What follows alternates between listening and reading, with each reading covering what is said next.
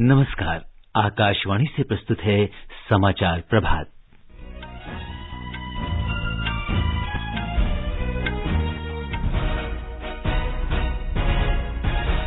प्रधानमंत्री नरेंद्र मोदी आज संसद मार्ग पर नए संसद भवन का शिलान्यास करेंगे। श्री मोदी ने कहा, पीएम वाणी योजना से तकनीकी जगत में क्रांति आएगी और देश भर में वाई-फाई सुविधा में महत्वपूर्ण सुधार होगा। जम्मू कश्मीर में जिला विकास परिषद चुनाव के 5वें चरण का मतदान जारी। उत्तर प्रदेश सरकार राज्य में कोविड वैक्सीन के 35,000 सेंटर बनाएगी और ब्रिटेन के बाद कनाडा फाइजर की कोविड वैक्सीन के उपयोग की मंजूरी देने वाला दूसरा देश। 16 वर्ष से अधिक उम्र के सभी लोगों को वैक्सीन दी जाएगी।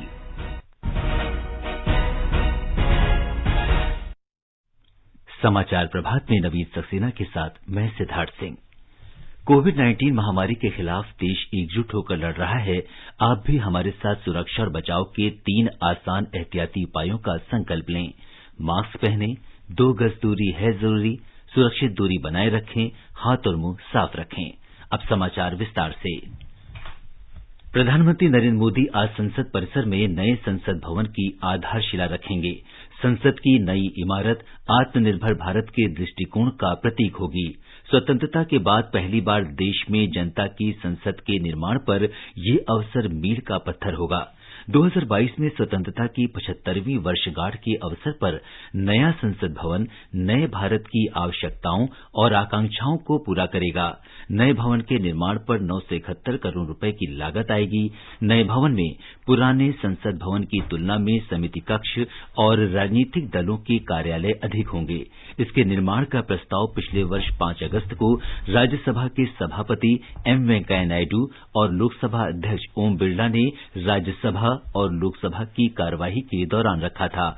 ब्यौरा हमारे संवाददाता से। नया संसद भवन आधुनिक तकनीकी सुविधाओं से युक्त और ऊर्जा कुशल होगा। मौजूदा संसद भवन गोलाकार है, लेकिन संसद का नया भवन त्रिकोणीय आकार का होगा और यह सुरक्षा सुविधाओं से युक्त होगा। लोकसभा मौजूदा आकार से 3 गुना बड़ी होगी और राज्यसभा के आकार में भी बढ़ोतरी की गई है। नए भवन की सज्जा भारतीय संस्कृति, क्षेत्रीय कला, शिल्प, वास्तुकला की विविधता का समृद्ध मिला-जुला स्वरूप होगा। नए संसद भवन के निर्माण में हरित प्रौद्योगिकी का इस्तेमाल होगा और पर्यावरण अनुकूल कार्यशैली को बढ़ावा दिया जाएगा। इससे रोजगार के नए अवसर सृजित होंगे। इस संसद भवन में उच्च गुणवत्ता वाली ध्वनि और दृश्य श्रव्य सुविधाएं, बैठने की आरामदायक व्यवस्था, प्रभावी और समावेशी आपातकालीन निकासी की भी व्यवस्था होगी। दीपेंद्र कुमार, आकाशवाणी समाचार, दिल्ली। प्रधानमंत्री नरेंद्र मोदी और उज्बेकिस्तान के राष्ट्रपति शवकत मिर्जियोयेव के बीच आज वर्चुअल शिखर बैठक होगी। भारत और किसी मध्य एशियाई देश के बीच द्विपक्षीय शिखर बैठक पहली बार वर्चुअल माध्यम से आयोजित होगी। दोनों नेता कोविड उपरांत विश्व में भारत उज्बेकिस्तान सहयोग मजबूत करने के उपायों समेत द्विपक्षीय संबंधों के सभी पहलुओं पर चर्चा करेंगे। वो परस्पर हित के क्षेत्रीय और वैश्विक मुद्दों पर भी बातचीत होगी। भारत और उज्बेकिस्तान के बीच हाल के समय में उच्च स्तरीय संपर्क निरंतर बढ़ रहा है।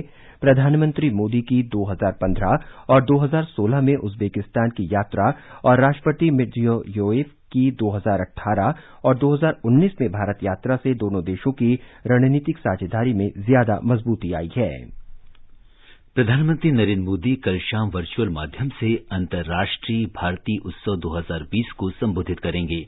इसमें अनेक राष्ट्रीय और अंतर्राष्ट्रीय कवि और कलाकार हिस्सा लेंगे।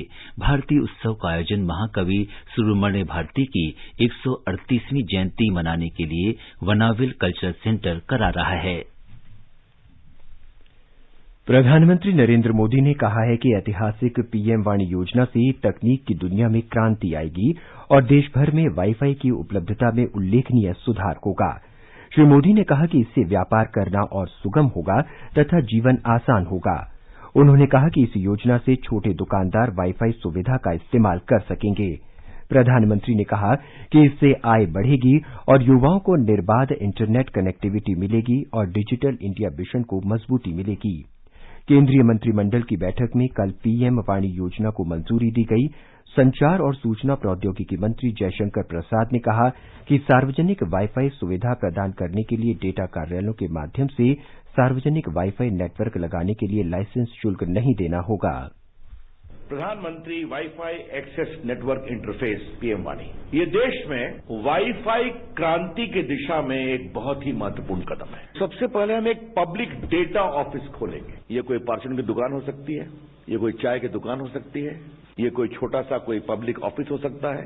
हमारे लगभग 4.25 लाख कॉमन सर्विस सेंटर है जो गांव में, छोटे शहरों में डिजिटल सेवाएं देते हैं, वो ओवरनाइट इस पर आएंगे और कोई भी आ सकता है। वाईफाई अवेलेबल होगा, लाखों की संख्या में, करोड़ों की संख्या में लोग इसका उपयोग करेंगे, मोबाइल सब कुछ उपलब्ध रहेगा। पब्लिक डाटा ऑफिस के लिए no licence, no registration, no fee, और पब्लिक डेटा एग्रीगेटर और ऐप प्रोवाइडर के लिए 7 दिन के अंदर हम उनको रजिस्ट्रेशन देंगे। मंत्रिमंडल ने कोच्चि को लक्षद्वीप से समुद्री ऑप्टिकल फाइबर केबल संपर्क से जोड़ने की परियोजना को भी मंजूरी दी है। इस पर 1072 करोड़ रुपए की लागत आएगी। पूर्वोत्तर क्षेत्र के लिए विस्तृत दूरसंचार विकास योजना के अंतर्गत अरुणाचल प्रदेश और असम के 2 जिलों में मोबाइल टेलीफोन सुविधा प्रदान करने के लिए यूनिवर्सल सर्विस ऑब्लिगेशन फंड यानी सार्वभौमिक सेवा दायित्व निधि योजना को भी मंजूरी दी गई है। 2029 करोड़ रुपए लागत की इस परियोजना से मोबाइल सेवा से वंचित 2374 गांवों को ये सुविधा उपलब्ध हो जाएगी। मंत्रिमंडल ने चालू वित्त वर्ष में आत्मनिर्भर भारत रोजगार योजना के लिए 1584 करोड़ रुपए की खर्च को मंजूरी दी है। इस योजना की संपूर्ण अवधि 2020 से 2023 के लिए 22,810 करोड़ रुपए स्वीकृत किए गए हैं। बैठक के बाद कल नई दिल्ली में श्रम और रोजगार मंत्री संतोष कुमार गंगवार ने बताया कि इस योजना से लगभग 58,50,000 कर्मचारियों को लाभ होगा। कैबिनेट ने आत्मनिर्भर भारत रोजगार योजना को मंजूरी दी है। हमने इस महामारी को कैसे पॉजिटिव बदला जाए इसके हिसाब से काम किया है। कोविड-19 महामारी के परिप्रेक्ष्य में इस समय आत्मनिर्भर भारत योजना एक तरफ एक नए रोजगार सृजन की ओर आवश्यक प्रोत्साहन दे रही है, वहीं दूसरी तरफ हमने सीधे उद्योगों के रूप में उनको वित्तीय सहायता भी पहुंचाने का काम किया है।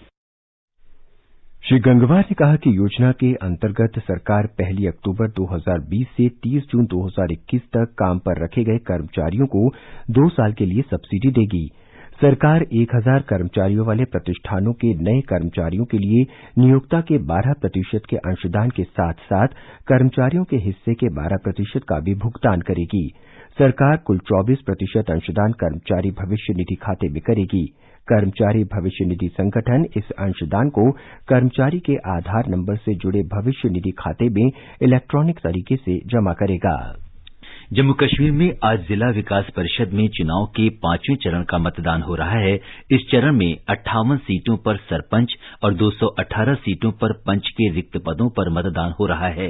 हमारे संवाददाता ने खबर दी है कि कोविड महामारी को देखते हुए मतदान केंद्रों पर मतदान कर्मियों सहित मतदाताओं की सुरक्षा के लिए पर्याप्त व्यवस्था की गई है। आज के चरण में जिन 37 जिला विकास परिषद चुनावी क्षेत्रों में मतदान हो रहा है उनमें 20 जम्मू संभाग में और 17 कश्मीर घाटी में हैं। कुल 299 प्रत्याशी चुनाव मैदान में हैं, जिनके राजनीतिक बागी का फैसला 8,27,000 मतदाता करेंगे। सुचारू और शांतिपूर्ण मतदान के लिए कुल 2,104 मतदान केंद्र बनाए गए हैं और पोलिंग सुबह 7 बजे प्रारंभ हुई और ये दिन के 2 बजे संपन्न होगी। 8 मरहलों के चुनाव के पहले 4 चरणों में 50% पोलिंग हुई है और ये सारी प्रक्रिया अब तक शांतिपूर्ण चल रही है। मुश्ताक अहमद तांत्रे, आकाशवाणी समाचार, श्रीनगर। असम में बोडोलैंड क्षेत्रीय परिषद के चुनाव के दूसरे और अंतिम चरण का मतदान चिरंग और कोकराझार जिले में सवेरे 7:30 बजे शुरू हो गया। 19 सीटों पर दूसरे चरण का मतदान शाम 4:30 बजे तक चलेगा। इस चरण में 10 लाख से अधिक मतदाता 111 उम्मीदवारों के भाग्य का फैसला करेंगे।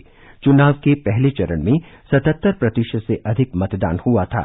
मतगणना शनिवार को होगी। एक रिपोर्ट। अति संवेदनशील मतदान केंद्रों पर अतिरिक्त सुरक्षा बल तैनात किए गए हैं। सुबह से ही कई मतदान केंद्रों के सामने बड़ी संख्या में मतदाता कतार में खड़े हुए नजर आ रहे हैं। जिला प्रशासन ने सभी मतदान केंद्रों को सैनिटाइज कर दी है और मतदाताओं की थर्मल स्क्रीनिंग भी की जा रही है। अधिकांश सीटों पर त्रिकोणीय या बहुकोणीय प्रतिद्वंदिता होने की उम्मीद है। पहले चरण की तरह दूसरे चरण में भी Bhajpa, Bodoland people's front, Congress, UPPL, AIUDF और निर्दलीय उम्मीदवार खड़े हैं। मानस प्रतिम शर्मा, आकाशवाणी समाचार, गुवाहाटी। केरल में स्थानीय निकाय चुनाव के दूसरे चरण का मतदान आज हो रहा है। दूसरे चरण में जिन 5 जिलों में वोट डाले जा रहे हैं उनमें कोट्टायम, त्रिशूर, अर्नाकुलम, पलक्कड और वायनाड शामिल हैं। मतदान सुबह 7 बजे से शुरू होकर शाम 6 बजे समाप्त हो जाएगा। 5 जिलों में 12,653 मतदान केंद्र बनाए गए हैं। इस चुनाव में मार्क्सवादी कम्युनिस्ट पार्टी के नेतृत्व वाले वाम मोर्चा, कांग्रेस के नेतृत्व वाले संयुक्त प्रगतिशील गठबंधन और भाजपा के नेतृत्व वाले राष्ट्रीय जनतांत्रिक एनडीए के बीच त्रिकोणीय मुकाबला होगा। तीसरे और अंतिम चरण का मतदान इस महीने की 14 तारीख को होगा और मतगणना 16 दिसंबर को होगी। 8 दिसंबर को स्थानीय निकाय के पहले चरण के चुनाव में 73.12% मतदान हुआ था। तिरुवनंतपुरम से मयूषा के साथ समाचार कक्ष से धर्मेंद्र। आगे बढ़ने से पहले एक नजर मुख्य समाचारों पर। प्रधानमंत्री नरेंद्र मोदी आज संसद मार्ग पर नए संसद भवन का शिलान्यास करेंगे। श्री मोदी ने कहा, पीएम वाणी योजना से तकनीकी जगत में क्रांति आएगी और देश भर में वाईफाई सुविधा में महत्वपूर्ण सुधार होगा। जम्मू कश्मीर में जिला विकास परिषद चुनाव के 5वें चरण का मतदान जारी। उत्तर प्रदेश सरकार राज्य में कोविड वैक्सीन के 35,000 सेंटर बनाएगी और ब्रिटेन के बाद कनाडा फाइजर की कोविड वैक्सीन के उपयोग की मंजूरी देने वाला दूसरा देश। 16 वर्ष से अधिक उम्र के सभी लोगों को वैक्सीन दी जाएगी। उत्तर प्रदेश सरकार राज्य में कोविड वैक्सीन के 35,000 सेंटर बनाएगी। इनकी निगरानी सीसीटीवी कैमरे से की जाएगी। हमारे संवाददाता ने बताया कि वैक्सीन ले जाने वाले सभी वाहनों पर जीपीएस लगे होंगे। मुख्यमंत्री योगी आदित्यनाथ ने कोविड टीकाकरण को लेकर हो रही तैयारियों के संबंध में कल एक उच्च स्तरीय बैठक की। उन्होंने स्वास्थ्य और गृह विभाग के अधिकारियों से कोविड वैक्सीन की कोल्ड चेन और उसके सुरक्षित भंडारण को लेकर फुल प्रूफ प्लान तैयार करने को कहा। उन्होंने कहा कि इस संबंध में राज्य में पूर्व में हुए रूबेला और मीजल्स के टीकाकरण के कार्यक्रमों के अनुभव का लाभ लिया जाना चाहिए। मुख्यमंत्री ने अधिकारियों को 15 दिसंबर की समय सीमा तक कोविड वैक्सीनों के सुरक्षित भंडारण को लेकर सभी इंतजाम पूरे कर लेने को कहा है। मुख्यमंत्री ने केंद्र सरकार द्वारा राज्य में कोविड टीकाकरण के लिए मास्टर ट्रेनरों को दिए जा रहे प्रशिक्षण को भी वर्चुअल माध्यम से देखा। योगी आदित्यनाथ ने कहा कि सरकार कोविड वैक्सीनों के सुरक्षित भंडारण के लिए गंभीरता से काम कर रही है और लोगों को कोरोना वायरस से बचाने के लिए पूरी तरीके से प्रतिबद्ध है। सुशील चंद्र तिवारी, आकाशवाणी समाचार, लखनऊ। गुजरात में पिछले 24 घंटों के दौरान कोविड के 1,318 नए रोगियों की पुष्टि हुई। राज्य में स्वस्थ होने की दर में सुधार हुआ है और ये 91.85% तक पहुंच गई है।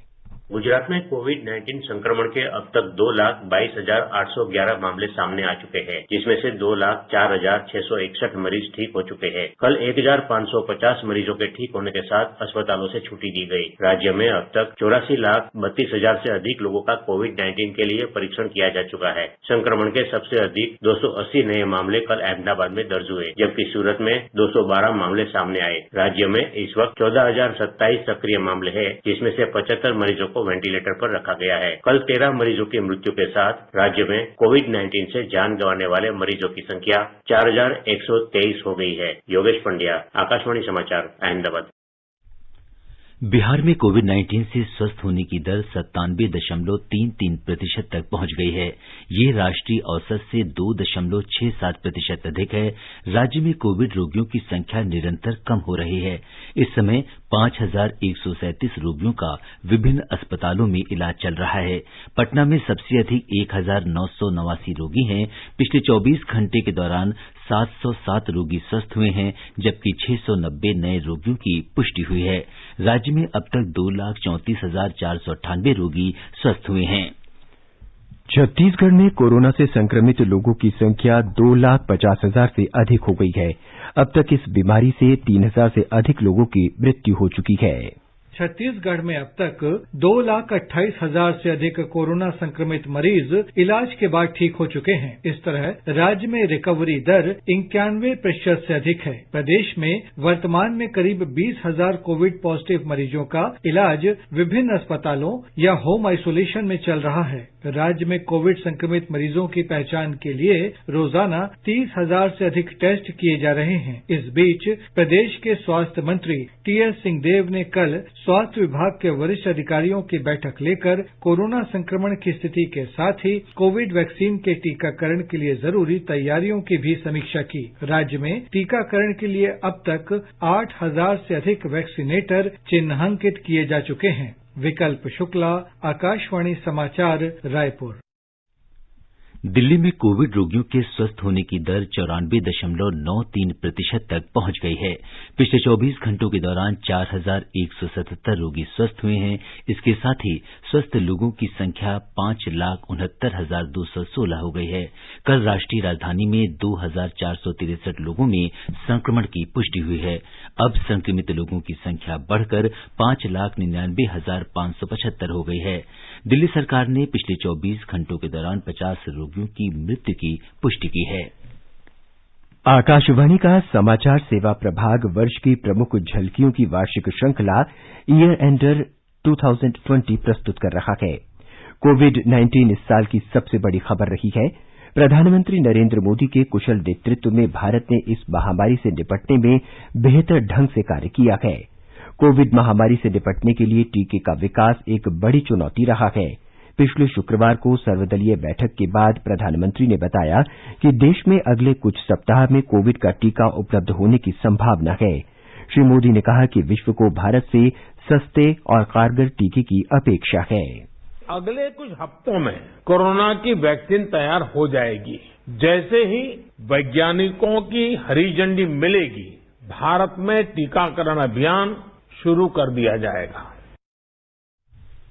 कोविड के टीके के विकास के सिलसिले में वैज्ञानिक दृष्टिकोण और उसकी लगातार निगरानी ने भारत को इस मोर्चे पर सबसे आगे खड़ा कर दिया है। फिलहाल 3 टीकों के आपातकालीन उपयोग की मंजूरी दिए जाने की प्रतीक्षा है। केंद्र सरकार के प्रधान वैज्ञानिक सलाहकार प्रोफेसर के विजय राघवन ने कहा कि विज्ञान में बुनियादी तौर पर विश्वास और निवेश का फायदा देश को मिल रहा है। इसी की मदद से भारत वास्तविक रूप से महामारी काल से गुजरने में सक्षम हुआ है।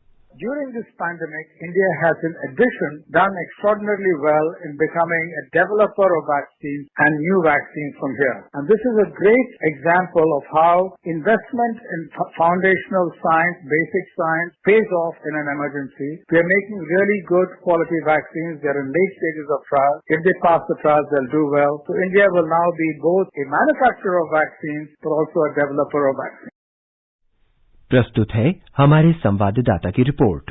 विश्व भर में लगने वाले वैक्सीन यानी टीकों के कुल उत्पादन में से अकेले भारत लगभग 60% टीकों का उत्पादन करता है। भारत ने वैश्विक आपदा के इस दौर में भी विश्व भर को कोरोना वैक्सीन मुहैया कराने का बीड़ा उठाया। वैक्सीन के लिए भारत का यह शंखनाद विश्व स्वास्थ्य संगठन के 11 मार्च के कोरोना को महामारी घोषित करने से भी पूर्व हुआ। नरेंद्र मोदी सरकार ने महामारी के खिलाफ देश को तैयार करने और आगे की रणनीति तय करने के लिए फरवरी के पहले हफ्ते में ही केंद्रीय स्वास्थ्य मंत्री डॉक्टर हर्षवर्धन की अध्यक्षता में एक उच्च स्तरीय समूह का गठन किया। देश के वैज्ञानिकों ने मार्च के राष्ट्रव्यापी लॉकडाउन से भी पूर्व कोरोना वायरस की जीनोम सीक्वेंसिंग करके स्वदेशी टीके के निर्माण का मार्ग प्रशस्त किया। देश में जब संक्रमित मामलों की संख्या मात्र 500 के आसपास थी, तभी विज्ञान और प्रौद्योगिकी मंत्रालय के अंतर्गत आने वाले जैव प्रौद्योगिकी विभाग और बिरैक ने कोविड-19 संघ का गठन किया, जिसने कोरोना महामारी से निपटने के लिए देश में टीके के अनुसंधान के लिए आवश्यक कदम उठाए। केंद्र की इन्हीं उत्साहवर्धक नीतियों की वजह से अप्रैल के पहले हफ्ते में ही देश में तकरीबन 5 टीका निर्माण कंपनियों ने देश में टीकों के विकास पर कार्य शुरू कर दिया था। देश में आज लगभग 30 अलग अलग कंपनियां टीकों के विकास और निर्माण कार्य में लगी हुई हैं, जिसमें Bharat biotech, Zydus Cadila, serum institute और डॉक्टर रेड्डीज लैब भी शामिल हैं। नरेंद्र मोदी सरकार देश में टीकाकरण के लिए आवश्यक बुनियादी ढांचे को खड़ा करने और साथ ही साथ मानवता को परिभाषित करते हुए विश्व के अन्य देशों तक भी टीका पहुंचाने के प्रति दृढ़ संकल्पित है। आकाशवाणी के लिए आनंद चतुर्वेदी, दिल्ली। एक आलेख में दावा किया गया था कि केंद्र सरकार स्वास्थ्य योजना सीजीएचएस के लाभार्थी बिना रेफर किए अथवा बिना अनुमति पत्र के पैनलबद्ध प्राइवेट अस्पतालों में विशेष उपचार करा सकते हैं। पत्र सूचना कार्यालय ने इस दावे को गलत बताया है और कहा है कि स्वास्थ्य मंत्रालय ने ऐसा कोई निर्णय नहीं किया है। कनाडा ने 16 वर्ष के अधिक उम्र के लोगों के लिए फाइजर के कोरोना टीके के उपयोग को मंजूरी दे दी है। इसके साथ ही कनाडा में लोगों को अगले सप्ताह से टीका लगाए जाने की संभावना बढ़ गई है। कनाडा के नियामक हेल्थ कनाडा ने कहा है कि टीके की सुरक्षा और उसके असर के संबंध में आंकड़ों की स्वतंत्र रूप से समीक्षा पूरी कर ली गई है। ब्रिटेन के बाद कनाडा फाइजर के कोरोना टीके को मंजूरी देने वाला दूसरा देश है। और अब एक नजर आज के मौसम पर। राष्ट्रीय राजधानी दिल्ली में न्यूनतम तापमान 12 डिग्री सेल्सियस रिकॉर्ड किया गया। अधिकतम तापमान 25 डिग्री सेल्सियस रहने का अनुमान है। मुंबई में बादल छाए रहने की संभावना है। न्यूनतम तापमान 22 डिग्री सेल्सियस दर्ज किया गया और अधिकतम 35 डिग्री सेल्सियस के आसपास रहने के आसार हैं। चेन्नई में तापमान 23 से 31 डिग्री सेल्सियस के बीच रहेगा। कोलकाता में सुबह कोहरा छाए रहने की संभावना है और बाद में आसमान साफ रह सकता है। तापमान 18 डिग्री सेल्सियस से 26 डिग्री सेल्सियस के बीच रहने के आसार हैं। श्रीनगर में बारिश होने या बर्फ गिरने की संभावना है। न्यूनतम तापमान 1 डिग्री सेल्सियस दर्ज किया गया और अधिकतम 8 डिग्री के आसपास रहने के आसार हैं। गिलगित में न्यूनतम तापमान 0 से 2 डिग्री नीचे और अधिकतम तापमान 14 डिग्री सेल्सियस रहने का अनुमान है। मुजफ्फराबाद में हल्के बादल छाए रहने की संभावना है। तापमान 5 से 14 डिग्री सेल्सियस के बीच रहने के आसार हैं। समाचार कक्ष से सुषमा शर्मा। ये समाचार हमारी वेबसाइट newzoneair.com/hindi पर भी उपलब्ध हैं। और नवीन, अब बताएं कि आज के समाचार पत्रों की सुर्खियों में क्या खास है। सिद्धार्थ, देश में डिजिटल क्रांति को बढ़ावा देने और इंटरनेट की सुविधा हर आदमी तक पहुंचाने के लिए कैबिनेट द्वारा PM public wifi access network interface PM वाणी की मंजूरी को लगभग सभी अखबारों ने अपनी सुर्खी बनाया है। अमर उजाला लिखता है, किराना से चाय वाले तक दे सकेंगे वाईफाई सुविधा, दूर दराज के इलाके भी जुड़ेंगे इंटरनेट से। दैनिक जागरण के शब्द हैं, टेलीफोन बूथ की तरह अब पब्लिक वाईफाई बूथ। राष्ट्रीय सहारा की सुर्खी है, देश में अब आएगी वाईफाई क्रांति, देश भर में 1 करोड़ डेटा सेंटर खोलेगी सरकार। नवभारत टाइम्स लिखता है, फ्री वाईफाई सेंटर खुलेंगे, कोने कोने पहुंचेगा नेट। विभिन्न देशों के राजनयिकों की हैदराबाद की जीनोम वैली में स्थित वैक्सीन कंपनियों के दौरे को भी अखबारों ने अपनी सुर्खी बनाया है। इसी वैली में दुनिया की 33% वैक्सीन बनती है।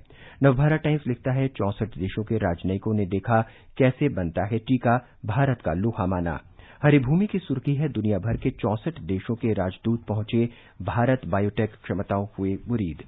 कोरोना महामारी से बचाव के लिए दुनिया को वैक्सीन के साथ ही भारत उसके सुचारू वितरण के लिए मजबूत प्लेटफॉर्म भी उपलब्ध कराएगा। Corona vaccine intelligence network platform CoWIN के जरिए सुनिश्चित किया जाएगा सुचारू वितरण, दैनिक जागरण में है। उच्चतम न्यायालय के निर्देश की किसी भी कोरोना वायरस संक्रमित व्यक्ति के घर के बाहर पोस्टर और निर्देशक या चेतावनी संकेतक नहीं लगाए जाएंगे, हिन्दुस्तान ने प्रमुखता से दिया है। प्रधानमंत्री नरेंद्र मोदी के आज संसद के नए भवन की आधारशिला रखने को भी अखबारों ने इसके ब्लूप्रिंट के साथ सचित्र प्रकाशित किया है। हरिभूमि लिखता है, नए भवन में हरित प्रौद्योगिकी के उपयोग के साथ साथ इसमें उच्च गुणवत्ता वाली ध्वनि प्रणाली होगी। अमेरिकी अंतरिक्ष एजेंसी नासा के मून मिशन पर राजस्थान पत्रिका की सुर्खी है, चांद के दक्षिण ध्रुव पर पहली बार महिला अंतरिक्ष यात्री, 2024 में आर्टेमिस 3 मिशन लॉन्च करने की तैयारी। अंत में मुख्य समाचार एक बार फिर। प्रधानमंत्री नरेंद्र मोदी आज संसद मार्ग पर नए संसद भवन का शिलान्यास करेंगे। श्री मोदी ने कहा, पीएम वाणी योजना से तकनीकी जगत में क्रांति आएगी और देश भर में वाईफाई सुविधा में महत्वपूर्ण सुधार होगा। जम्मू कश्मीर में जिला विकास परिषद चुनाव के 5वें चरण का मतदान जारी। उत्तर प्रदेश सरकार राज्य में कोविड वैक्सीन के 35,000 सेंटर बनाएगी और ब्रिटेन के बाद कनाडा फाइजर की कोविड वैक्सीन की उपयोग की मंजूरी देने वाला दूसरा देश। 16 वर्ष से अधिक उम्र के सभी लोगों को वैक्सीन दी जाएगी। इसके साथ ही समाचार प्रभात का ये अंक समाप्त हुआ। नमस्कार।